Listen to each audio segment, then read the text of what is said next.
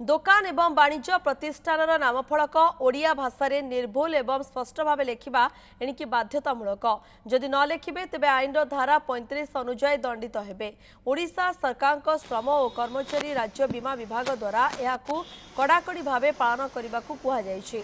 ओडिशा दोकान और वाणिज्यिक प्रतिष्ठान आईन अनुजाई यह बाध्यतामूलक जदि कौन दोकान एवं वाणिज्य प्रतिष्ठान ओडिया रे नामफलक न लेखंती तेबे सेही प्रतिष्ठान मालिकों को प्रथम थर नियम उल्लंघन पर अतिकम 5,000 रु 10,000 टंका पर्यंत जोरिमाना देवाक पड़िबो। द्वितीय किंबा परवर्ती उल्लंघन पर अतिकम 10,000 टंका रु 20,000 टंका पर्यंत जोरिमाना देवाक पड़िबो। जदि कौन प्रतिष्ठान रे एही भली नामफलक स्पष्ट भाव लेखा होई नथिबा आपणक दृष्टि को आसे तेबे तुरंत स्थानीय श्रम अधिकारी किंबा निकटरू श्रम कार्यालय अभियोग दाखल करने विभाग पक्षर कहुई सचेतनता कार्यक्रम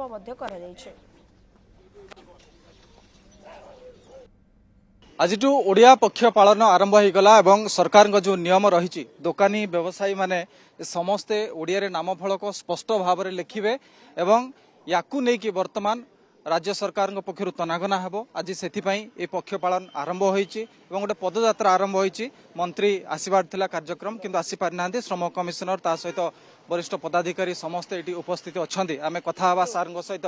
सार आज ओडिया पक्ष पालन आरंभ हो गला कोन यार सार ओडिया पक्ष हमर 1 तारिख पालन आरंभ होईची 1 रु 14 तारिख पर्यंत। आज चतुर्थ दिन 14 दिन रे आज जो अछि हमर चतुर्थ दिन आम जो कार्यक्रम अच्छी एमर ओडिया भाषा रे नाम फलक अभियान आज आम श्रम विभाग तरफ आयोजन करा जाउची। तेणु से क्रम आमर विभिन्न वाणिज्य दोकान प्रतिष्ठान जो माने कि ओडिया भाषा रे ओडिया भाषा रे स्पष्ट निर्भर ओडिया रे नाम फलक लिखि नांती तांको आम अनुरोध करतु से माने एथिरे तांको नाम फलक स्पष्ट ओडिया भाव में लिखिबे। से आज आम पदयात्रा आयोजन करा जायती।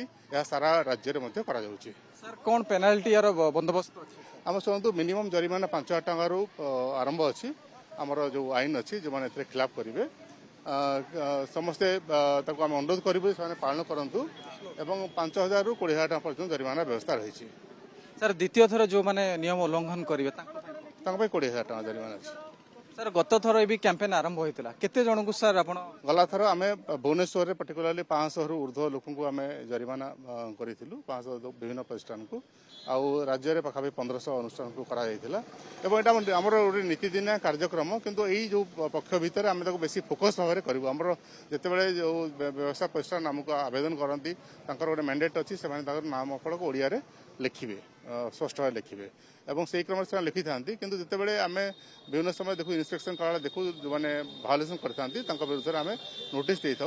आमर सब उद्देश्य रहे लोक आम सचेतन केमती करूँ से ओडिया भाषा रे स्पष्ट और निर्भुल भाव में नाम फलक लिखिबे। सेटा हूँ मुख्य उद्देश्य। जरिमाना हूँ गोटे आमर जो मैंने अति जाशुणी खिलाफ पड़े विरुद्ध जरिमाना नहीं था किंतु यहाँ मुख्यतः हूँ आमर समस्त ओडिया को नहीं गर्व करवा ओडिया भाषा को नहीं गर्व करवा आमर नाम फलक स्पष्ट भाव लिखा सेटा हूँ आमर मुख्य आभिमुख्य।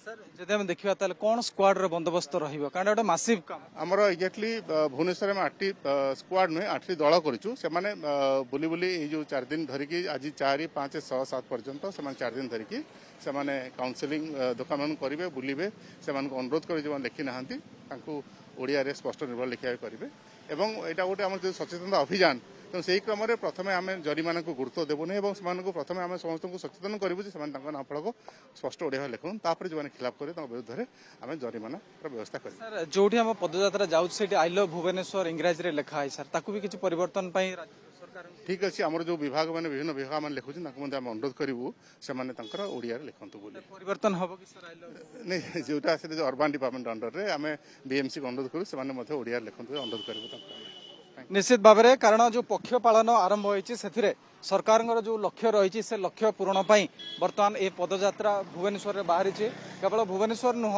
ये सारा ओडिशा रे ए टीम रहिबो एवं भुवनेश्वर में विशेष करके जेहेतु ये हजार हजार दुकान रही तेणु तांको प्रति सतर्क दृष्टि दिज्व सचेतन करा जदि से नियम न मानिबे ताहले तांको प्रति कड़ा कार्यानुष्ठान ग्रहण करा आईन रो धारा अनुଯାयी। तो यही भाव में वर्तमान ओडिया भाषा को गुरुत्व देवाई सरकार पक्षर जो पदयात्रा बाहर करा जायछि तार उद्देश्य पूर्ण करने विभाग अंटा भिड़ी। भुवनेश्वर कैमरा पर्सन बसंत दीतिकृष्ण पही न्यूज 7।